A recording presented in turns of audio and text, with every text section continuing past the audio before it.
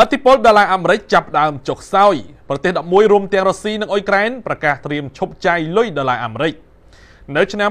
2025នេះប្រទេសចំនួន11បានប្រកាសពីគម្រោងក្នុងការឈប់ប្រើប្រាស់ប្រាក់ដុល្លារអាមេរិក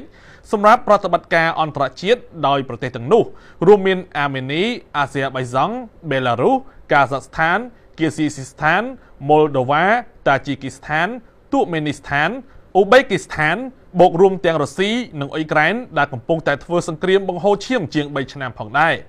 អស់ជាច្រើនទសវត្សរ៍មកហើយដែលប្រាក់ដុល្លារគឺជារូបិយប័ណ្ណដ៏សំខាន់ក្នុងពាណិជ្ជកម្មពិភពលោកជាពិសេសបន្ទាប់ពីសង្គ្រាមលោកលើកទី2មក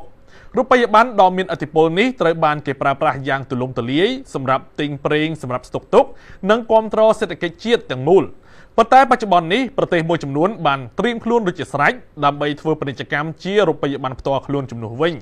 ប្រភពពីសារព័ត៌មាន Union Radio បានបន្តថាគោលដៅចម្បងរបស់ប្រទេសទាំង11នេះគឺដើម្បីពង្រឹងសេដ្ឋកិច្ចរបស់ខ្លួនកាត់បន្ថយឥទ្ធិពលរបស់សហរដ្ឋអាមេរិកនិងដើម្បីលើកស្ទួយការប្រើប្រាស់រូបិយប័ណ្ណក្នុងស្រុក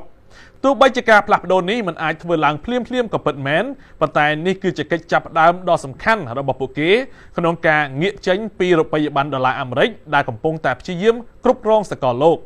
កិច្ចផ្ដួចផ្ដើមនេះត្រូវបានគាំទ្រដោយឧបករណ៍ថ្មីៗដូចជាប្រាក់ឌីជីថលនិងកិច្ចព្រមព្រៀងពិសេសដែលជួយឲ្យពួកគេអាចធ្វើពាណិជ្ជកម្មដោយមិនប្រើប្រាស់ប្រាក់ដុល្លារ